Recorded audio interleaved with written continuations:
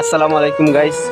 তো অতদিন যাবৎ আমি একটা কথা বলতে চাইতেছিলাম যে পরিস্থিতির কারণে কেউ কি কোন যে টাকার অভাবে কত কিছু আছে, কত মানুষ কত কিছু করে। তো আমি আর কিছু করতেছি না যে আমি হাতের এই মোবাইলটা আমি বিক্রি করে ফেলতেছি।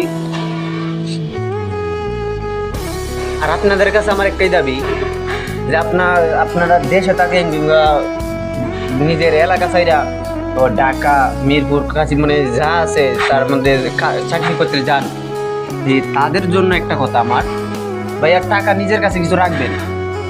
টাকা এমন না যে এই যা টাকা রুজি করেন এই 10,000 মানে কত মানুষ হচ্ছে 10,000, 11,000, 12,000, 7,000, ভাই কিছুটা হলেও আপনার কাছে রাখবেন। আমার এই কথাটা একটা কথা, কারণ পরিবারের কাছে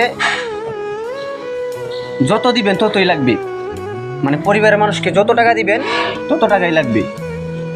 আরেকটা কথা, যে কখনো ভাই নিজের শখ আহ্লাদ পূরণ না কইরা নিজের মৃত্যুটা কামনা করেন না।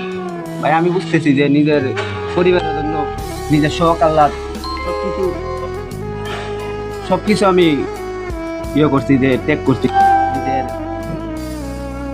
শখ যে একটা জিনিস, ঘোরাঘুরি, মানুষ আছে না ঘোরাঘুরি যায়, বান্দরবন, লাল পাহাড়, মানে আছে না নি চট্টগ্রাম, রাজশাহী, কত কিছু সুন্দর সুন্দর জায়গা আছে। আমি ভাই বন্ধু বান্ধব গেছে তো আমি যাইনি।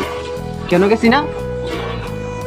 কারণ আমার পরিবার মাসে 10 থেকে 11,000 টাকা কামাই, তো এর মধ্যে আমার থাকা খাওয়া খানি খরচ সেগুলা দিয়ে আমার চলে। ভাই আমি যদি পারলাম মনে যে আমি লাগছি না যে আমার হাতে, তুই না, আমি যদি টাকাটা এখন কষ্ট করি কিংবা নিজের সকালাদের ভিতরে মানে কষ্ট করে লাই, নিজের পরিবার কি নিয়ে থাকবো? নিজের পরিবার তো আমার দিকে চাইয়া লইছে। তো আপনাদের কাছে একটাই কথা, কখনো সব টাকা দিবেন না মানে পরিবারের কাছে, কিছু টাকা হলেও আপনার কাছে রাইখা দিবেন। কোনো না কোনো একদিন এই টাকার মর্ম বুঝবেন। আর আমি মোবাইলটা বিক্রি করতেছি পরিস্থিতির কারণে, সবাই আমার জন্য দোয়া করবেন। আর বেশি দিন থাকবো না, 1 বছরের ভিতরে মোবাইল নিয়ে ফেলবো। দুঃখের বিষয় এটাই, আমি এখন আর মোবাইলটা হাতে রাখতে পারবো না, বিক্রি করে দিছি। আসসালামু আলাইকুম, সবাই ভালো থাকবেন।